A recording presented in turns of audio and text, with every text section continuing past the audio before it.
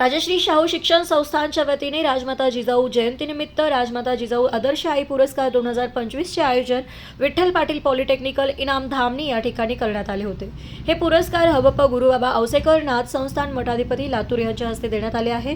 गेली 40 वर्षापासून राजश्री शाहू शिक्षण संस्थाच्या वतीने आदर्श आई पुरस्काराच्या माध्यमातून सन्मानित केला जातो। त्याचबरोबर यंदाच्या वर्षी सुद्धा राजमाता जिजाऊ जयंतीनिमित्त राजमाता जिजाऊ आदर्श आई पुरस्कार 2025 चे आयोजन करण्यात आले आहे। विविध क्षेत्रात घडलेल्या व्यक्तींच्या आईंना पुरस्कार हबप गुरुबाबा औसेकर नाथ संस्थान मठाधिपती लातूर यांच्या हस्ते देण्यात आले आहे। या कार्यक्रम समारंभाचे अध्यक्ष सतीश बाबा देशमुख, चेअरमॅन सहम मजूर संस्था फेडरेशन सांगली। या कार्यक्रमासाठी प्रमुख उपस्थिती आमदार इंद्रेश नायकवाडी, शिवसेना जिल्हाध्यक्ष आनंदराव बापू पवार यांचा परिवार हे होते। कार्यक्रमाचे निमंत्रक संस्थेचे अध्यक्ष विठ्ठल पाटील काकाजी, संस्थेच्या सचिव मालुश्री विठ्ठलराव पाटील यांच्या मार्गदर्शनाखाली कार्यक्रम मोठ्या उत्साहात संपन्न झाला। कृष्ण असते, हनुमान असते, हे तर जगापुढे आलेले, पण त्यांना जन्म देणारे कोण आहे तर ती माता सांगितली। आणि आपल्या संस्कृतीमध्ये, धर्मामध्ये माता म्हणजे कोण आहे? साक्षात परमेश्वर आहे। मातृदेवो भव, पितृदेवो भव। आज मी इतक्या आत्मविश्वासाने आपल्यासमोर मी बोलू इच्छितो। जगातलं खरं सुख जर आपल्याला जर पाहायचं असेल तर ते आई आणि वडिलांच्या चरणाच्या जवळच आपल्याला सुख मिळते। मी प्रामाणिकपणे इथे बोलू इच्छितो, कारण कीर्तनात बोलणं, प्रवचनात बोलणं, काहीतरी भाषण ठोकणे हा त्याच्यातला उद्देश नाहीये। तर खरे परमेश्वर आपल्याला जर पाहायचं असेल तर आपल्या आई आणि वडिलांच्या चरणाजवळच ते परमेश्वर तिथे आले पाहिजे। कारण शास्त्रात चाणक्य नीतीमध्ये चाणक्याने असं वाक्य वापरलेलं आहे, यत्र पूजयन्ते नारी, नीट आहे, शब्दांकडे लक्ष द्या, यत्र पूजयन्ते नारी रमन्ते तत्र देवताः। तर तुम्हाला परमेश्वराचा वास जर पाहायचा असेल, ज्या ठिकाणी म्हणजे नारीचं पूजन होतं, ज्या ठिकाणी स्त्रीचं पूजन होतं, ज्या ठिकाणी स्त्रीचा आदर सत्कार होतो, ज्या ठिकाणी आईचा सन्मान होतो, तर रमणते, तिथे रमतं कोण? तर साक्षात परमेश्वर तिथे रमतो। लक्षात। म्हणून आपला देश स्त्रीकडे केवळ एक मॉड्युलर आहे, मिस इंडिया आहे, केवळ शो पीस आहे, क्षमा मागून केवळ शो पीस आहे असं म्हणणं म्हणजे आपल्या संस्कृतीला एक मोठा धक्का लावण्यासारखं आहे। म्हणून आपण आपले शब्द असे वापरायचे। म्हणून नारी ही कोण आहे तर नारी निश्चितच एक ती शक्ती। आज इतका मोठा पुरस्कार आज ज्या नावाने आपल्या सगळ्या मातांना समर्पित करण्यात आला, कारण आईला आमचा जीव जरी दिला तर आम्ही पुरस्कार देणारे तरी कोण आहोत? आम्ही आईला पुरस्कार देणार तरी कोण आहोत? तर आईला हा पुरस्कार मिळण्यापेक्षा आज आईचा आशीर्वाद घेण्यासाठीच आम्ही सर्वजण इथे आलेलो आहोत असं म्हणून अच्छे बुरी की खबर देगी जाऊंगी।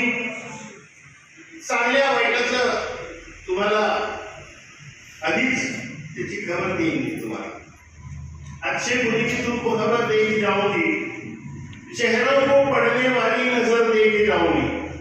आई सगळं असेल आपल्या आयुष्यात ते जरा सामोरं राहा बाबा।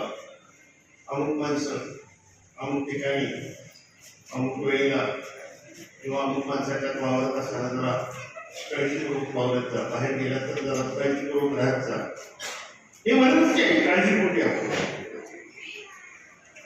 अच्छी बुरी की तुमको खबर देगी जाऊंगी, चेहरों को पड़ने वाली नजर देगी जाऊंगी, जमाने की संग तराश हूं।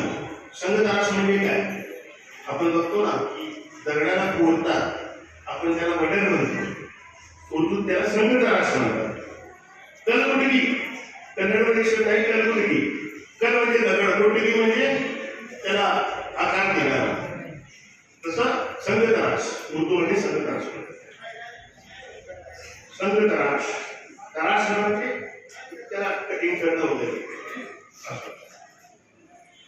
अच्छे बुरे की तुमको खबर देगी जाऊंगी, चेहरों को पड़ने वाली नजर देगी जाऊंगी, जमाने की संग तराश हूं। पत्थरों को बोलने का हुनर देखी जाओ. दगडाला सुद्धा बोलायला लावलेली आहे. दगडच असतो, काय असतं जन्मतात माणूस काय असतं, त्याच्यात जीव असतो एवढाच फरक आहे, पण तो दगडच असतो. त्याला काही भावना नसतात, काही नसतात, काही कळत नसतं, पण हे सगळं त्याला आयुष्यात परिपूर्ण करणारी कोण असते ते आई असते.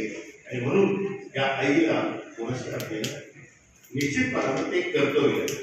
पण या पलीकडे जाऊन सांगतो कारण की तुम्हाला कधी शिकत नाही, तुम्ही चांगला प्रयत्न केला, तुम्ही केलेले प्रयत्न फुल आहे कसं म्हणणार नाही. पण ज्या दिवशी एखादी स्त्रीला मातृत्व प्राप्त होतं, ती आई होते, केवळ तिचा सन्मान तेव्हाच केलेला असतो. आई म्हणून पुरस्कार त्याच दिवशी तिला मिळालेला असतो. तुम्ही अशी फक्त एक निमित्त म्हणून त्यांना कुठेतरी सन्मान करता आपल्या पहिले ते काय होईल म्हणून तुम्ही कर्तव्याची बाजू पूर्ण केला. निश्चितपणानं तुमच्या इथं अभिनंदनीय. तर राजकीय चळवळीत काम करताना मी माझ्या पुतण्याला एकदा विचारलं, 8वीला गेला तर एबीसीडी म्हण. बरोबर, 8वीला गेल्यावर एबीसीडी म्हण म्हटलं. गावात 7वी पर्यंत सांगलीला 8वीला गेला तर त्याला एबीसीडीच म्हणता येईल. तर दुसऱ्या दिवशी मी शाळेत गेलो, म्हटलं हो 7वी पासून 8वीला कसं गेला, तर तुम्हीच नियम केला. म्हटलं काय केलं, नापास करायचं नाही. म्हटलं पण शिकवायचं नाही असं काय खेळामध्ये आहे काही शास्त्राचे. तर मग मी माझ्या मनात आलं, गरिबांची मुलं सांगली शहरात जात नाही आणि मग यांना शिकवायचं झालं तर मुलींची हाडं मोठी असतात, 7वी नंतर लग्न करतात, मुलं रोजगार घेतात आणि अशा पद्धतीने घडतं. म्हणून मी एक धामणीला हायस्कूल काढलं. माझे वडील स्वातंत्र्य सैनिक होते. वसंतदादांचे जिल्ह्याचे होमगार्ड प्रमुख असताना माझे वडील मिरज तालुक्याचे प्रमुख होते. त्यांच्या नावाने मी एक हायस्कूल काढलं आणि आज 2000 मुलं तिथं गरीब कष्टकऱ्यांची, सगळ्यांना आश्चर्य वाटायचं मी दलितांच्या, गरिबांच्या, कष्टकऱ्यांच्या घरात जाऊन पाय धरायचो त्यांचे. आणि मग आपले प्रेम करणारे लोक इंग्लिशच्या राजकारणात किती असतात, शाळा बंद पडणार, कोणाची वाट लागणार, तुम्ही म्हणायचो मी काय पाहिजे ते करू शकतो ना, माझा विश्वास ठेवा. आणि अशा पद्धतीनं ते चालवलं.